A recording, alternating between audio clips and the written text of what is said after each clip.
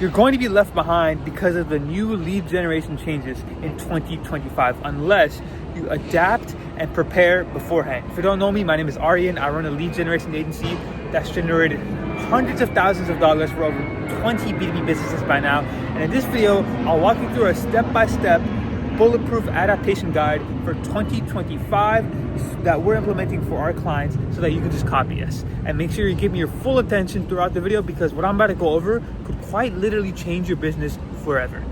So, ladies and gentlemen, welcome to this video where I'm going to show you what to do for lead generation in 2025. I'm not going to waste any of your time. Let's get straight into it, right? So you see, the old way to do lead generation for most B2B companies is one of three things, right? And no, they do all of these three things, but depending on the company, they might do all three, or they might only do one or two things, right? So the old way to do lead generation for B2B companies is they'll just build a random list, they'll just scrape it from Apollo and just blast out emails expecting to book calls. Or what they'll do is they'll have a team of like 10 SDRs, 5 SDRs, 3 SDRs, whatever it may be, and they'll manually research the prospect before they send out an email to them. So the SDR will go on there, they'll go on their LinkedIn, they'll research them, they'll write some stuff, and then they'll send out the message. Or what they'll do is they'll also have a CRM, but it's not clean or automated. So their SDRs, their team, they spend dozens and dozens of hours every single month just cleaning it, making sure all the leads are good, making sure that everything is optimized, we're reaching out to the right people and whatnot. So you can see here, this is the old method to do this. Right? And people are still doing this. And this might be you. And I want to show you in this video what happens when you do this. So what happens is you'll book some calls, blasting out emails, but ultimately, if you've been in the cold email game for a while, you'll know that it's not as easy as it used to be. Right? It's not 2022 where you could just send out maybe like 500, 1,000 messages and you'll book 3, 4, 5 calls. It's not as easy anymore, right? You're probably only booking 1 call per 1,000 messages, right? Or maybe even less, right? And another thing that could happen is you waste your SDR, your sales team's time, as they could be doing other high leverage tasks as closing deals. Like you don't want your SDRs to be in the CRM all day just cleaning stuff. They should be out there prospecting and closing deals, right? But instead they're here doing low leverage tasks, like doing stuff that should be automated manually. So that's the old way to do this. And if you are a company that is still doing one of these three things, I'm going to show you how you can actually change this so that you can stay ahead of the curve, stay ahead of everything going on with lead generation 2025, and get ahead so you can just scale your company and scale your sales team, right? So the new way to do this is you use AI to do research on your prospect or craft an outbound message based off triggers. So you use AI to find trigger events, such as when a company got funded, such as if they're hiring, there's a tech stack change, or like you just use AI to find different pockets in the market and do research on the prospect before you even send out an outreach message to them. And you automate CRM enrichment and cleaning so you get rid of old leads, you get rid of duplicates, and you format like the firmographic data. And I'll show you what everything means here in this video. What ends up happening is with the new way of doing this, you'll save a bunch of hours. Like literally, like you could save 40 hours a month. 40. You can save a whole work week worth of time for your team by doing this so that they can focus on closing and doing other high leverage tasks. And it's a lot easier to book much more calls by having a hyper specific outbound process. So I'll show you exactly what these means. I know I used a lot of big terms and big words here, but trust me, I'll break this down so simple for you so you can literally understand it like you're 5 years old, right? So the tools you're going to need for this is clay.com, whatever your CRM is, whether it's Pipedrive, HubSpot, Salesforce, Close, and ChatGPT, right? So what the first step is we're going to actually build your sales power stack. So what you're going to do is you're going to go on clay.com and you're going to buy a Clay account and get started with the enrichments, right? You're going to connect Clay to your ChatGPT API key, Apollo, HubSpot, Salesforce, whatever it may be. Whatever sales tool that you're using, you're just going to connect it to clay.com, right? And I want you to imagine clay.com is like a universal remote. It literally can tune into different channels and different sales tools all at once. Like, take a look at this.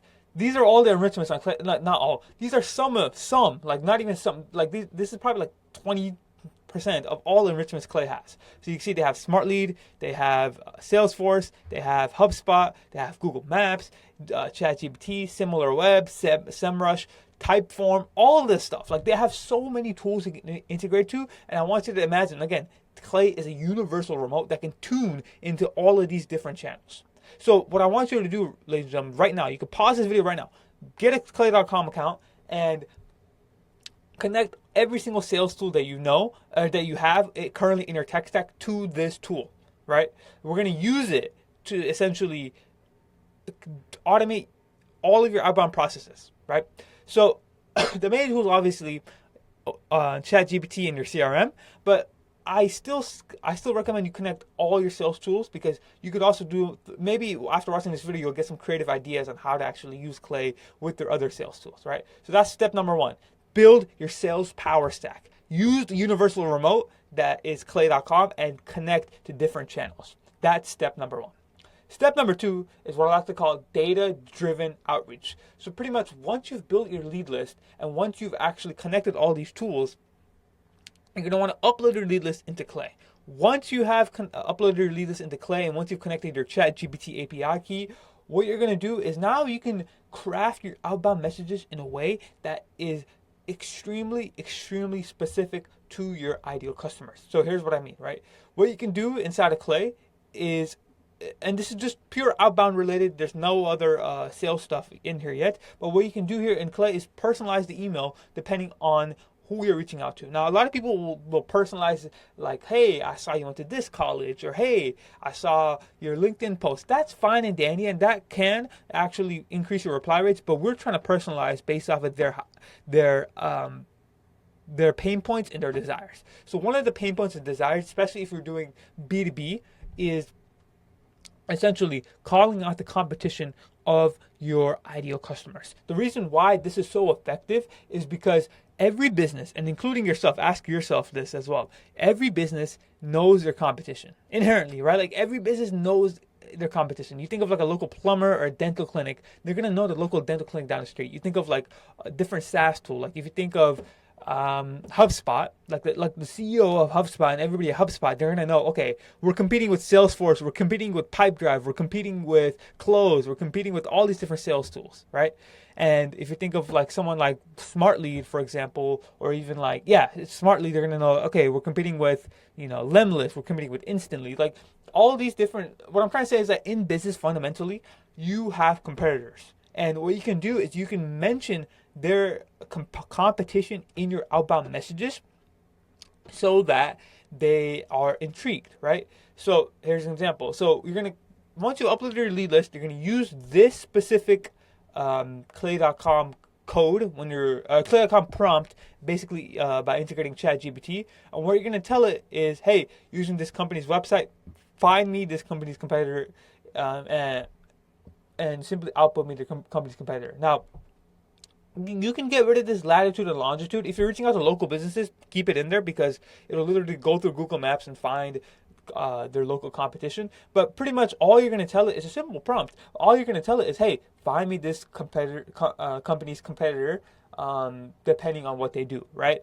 And make sure and this is just formatting, make sure the competitor's name is no more than 20 characters long, only outputting the company's competitor. And here's an example of how this will work. It'll look like, hey, name, this company and this company look like the top choices for catering in your area according to Google. We'll help you do blah, blah, blah, blah, blah, open and learning more, right? So pretty much you can use this prompt to find competition of your ideal customers, call it out in the email, and pitch your offer in a way that is like, hey, we know that this company and this company are competition. We can help you beat them by doing blah, blah, blah, blah, blah.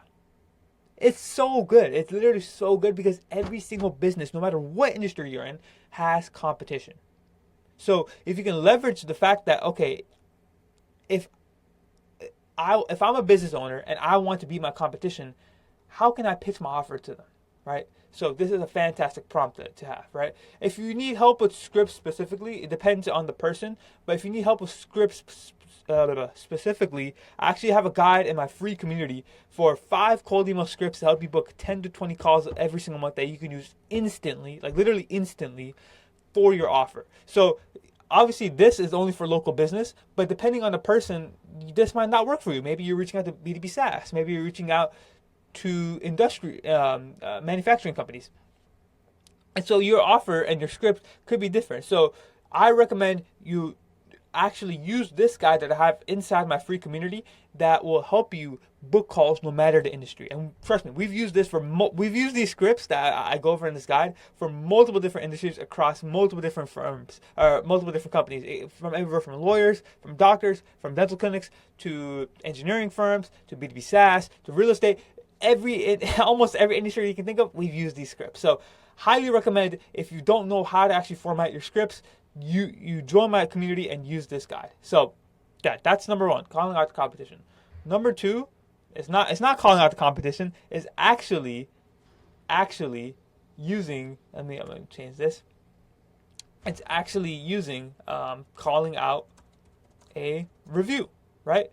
So what I mean is, if you're reaching out to, again, B2B businesses, if you're reaching out to any company that has like reviews on their website, on Google, or whatever it may be, you can use this prompt right here to call out the reviews that one of their customers made. So, here's an example. Hey, I want you to act as a founder who's reaching out to this company, trying to pitch your video production services. For these companies to reply, you need to show that you've done your research. I want you to visit the website and find a case study or testimonial from the site and summarize it, right? And here's pretty much, again, you can just steal this prompt. I don't care. Steal it. Here's pretty much what it looks like, right? It's like, hey, saw that you guys delivered amazing results for this company or this person. Saw that you guys delivered amazing results for Lockheed Martin in a legal accident. So like, this prompt will literally call out their reviews or a testimonial that someone left on their website, and you can literally mention that in the email itself.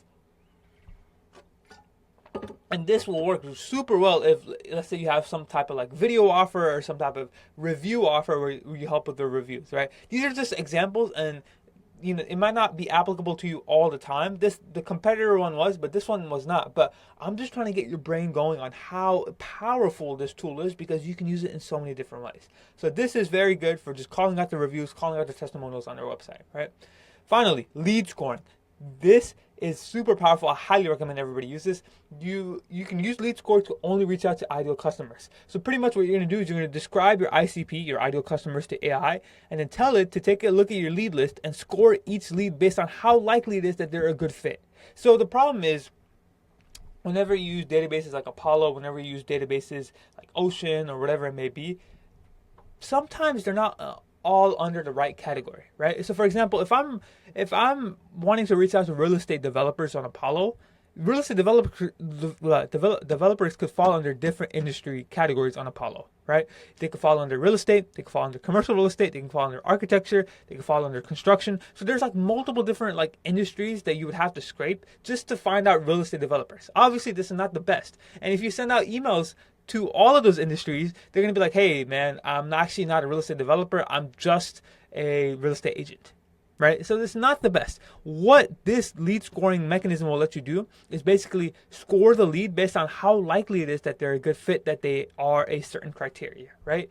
So here's an example of how this works, right? So this is for a client. They wanted to reach out to metaphysical stores. If you don't know what a metaphysical store is, it's like a spiritual store, right? And pretty much what we told GPT was like, hey, take a look at this company's website and let me know if this is a metaphysical store. Score the lead on 1 to 10 on how likely it is that they're a supply store, and only output the score itself. Here's the company website. And what AI will do is literally go through every single website in your lead list and score it on 1 to 10 on how likely it is that they are a metaphysical store.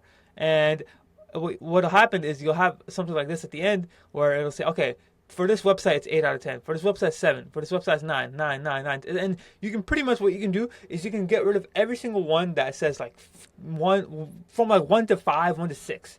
And you can keep all the other ones because those are a good fit, right? So I'm sure you're starting to see how powerful this is, because you can literally build a lead list and then filter out all the unqualified or bad leads and only reach out to ideal customers at scale. Like, you can literally pull lead lists, thousands and thousands of leads, and do this at scale, all automated for you. Before, in the past, you would have to have an SDR, go in here. Okay, is this a good fit? Oh, okay, it's not bad. I'm going to remove this. Oh, okay, this is a good fit. And he or she would have to manually do this. But now you can do this thousands and thousands and thousands at a time at scale, right? So this is very powerful. Lead scoring, I highly recommend it. Just use this prompt. Just take it. I don't care. And use it, right? So that's how you do lead scoring. Now, that is it for essentially outbound, right? That's data-driven outreach. That's how you can use it for outbound. Now, if you have a CRM, here's what I like to call seamless data hygiene. So again, this can save your sales teams like literally 40 hours a month. Just they can get an extra work week back to close more deals and to reach out to more prospects. So you have, let's say, a bunch of data on your CRM on HubSpot, let's say, right? What you can do is validate the email and dedupe it, right? So what you're gonna do is essentially connect your HubSpot to Clay, which you should have done in the first step, and then you're gonna import basically a lead list from HubSpot inside of Clay, and we're gonna validate if the email is actually still like a good email, and we're gonna get rid of duplicates because sometimes you've had multiple calls with a prospect, they end up being in the CRM multiple times. So what you're gonna do is you're gonna click on the email column of the HubSpot contacts you got and press dedupe. This will automatically get rid of all the duplicate emails inside of Clay, and that way you can get rid of all of those duplicate email accounts. Then what you're going to do is it should look something like this, right? So now you've deduped it on this column, and obviously these are fake. These are public emails, but just go with the example. But you've deduped it on this column, and then what you're going to do is you're going to use a tool like Dbounce or Mail-in Verifier. If you don't know what they are, they're basically like email validation tools to make sure that every single email account is valid, right? So I highly recommend you get Dbounce and Mail-in Verifier. In this example, we're just using Dbounce, and we're going to validate if the email is valid. So for example, look, it's going to be like, okay, we've deduped it. Now we're going to check if forwardir@ford.com is a valid email. Okay, it's valid. We're going to check if press@teslas.com is valid. Okay, it's valid. We're going to check if this email's valid. Okay, it's valid. We're going to check if arian@gamic.us is valid. It's not valid. So it's not going to output it here. So now you've not only got rid of duplicates, you've also made sure that the people that you're reaching out to is like a valid email still, right? This is obviously a fake email. This is not my email, but that's why I didn't go through. Right? So that is an example of how to dedupe and validate emails. Again, you can manually do this. You can manually have your SDR and your team do this, but it takes a bunch of time. It takes a bunch of time to see if, okay, is how many duplicates do we have in here? And then not only that, if your team, let's say Arian at Gamic US was in your pipeline, if your team sent out an email to them, it will just be wasted because that email isn't even valid. So like their message and their time and all the effort and energy it took to research the prospect and reach out to them, it was wasted because they don't even the email doesn't exist anymore. It's not valid anymore, right? So this will save your sales team time. So that's the first way, validate email and dedupe. Second way is find missing emails. So essentially what you're going to do is you're going to use an enricher like Lead Magic, like Prospeo, like Find Email, like Full Enrich. And what you're going to do is sometimes you'll have let's say on this right here, right? And I should have included this example here. For this example, sometimes you'll have their name, sometimes you'll have their website, their LinkedIn, but you won't have their email, right? Sometimes it just happens sometimes, right? And what we can do is you can find missing emails, and I'll show you how. So you use an email validator, or you use an email enricher like Lead Magic, like Prospeo, like Find Email, or even in this example, I'm using Full Enrich. And what you can do is you can basically input all of the characteristics that you have. So let's say you have the name, you have the company name, you have the website, you have their LinkedIn, but you don't have the email. So what you can do is basically put all this stuff on an enricher, and what it will do is you can see here, like, look, no, we have Ari Norel, we have the company name, but we don't have the email, but we have his LinkedIn. And you can just run it so that it finds his email with all these characteristics, and boom, just like that, you've now found his email. So when you import this lead list from HubSpot or Salesforce or whatever CRM you use, you'll have emails are blank. For blank emails, you might have you might have some characteristics like company name, like LinkedIn, and their website. You can then feed it to an enricher like this, and it will basically output you a valid email. So again, this will save your sales team more time because you won't be looking for emails essentially. You won't have to go and find the email. It'll already be there. And not even that, maybe your team doesn't even go about finding emails. It would have just been a wasted lead. You have all this contact information, but it would have been a wasted lead. But this way, you can actually find the email and make sure that you are making the best tool out of your CRM, and you're squeezing as much juice as you can, because if you have their LinkedIn and their website and their name, that's pretty much a good lead that you can send out an email to, right? You just don't have the email itself. So there is a way you can do that, right? Find missing emails, right? So I'm sure you're starting to see how the cogs are turning in your head, right? Now you're starting to see, okay, this tool and this lead generation method can save my sales team a bunch of time, and this is a fantastic way, right?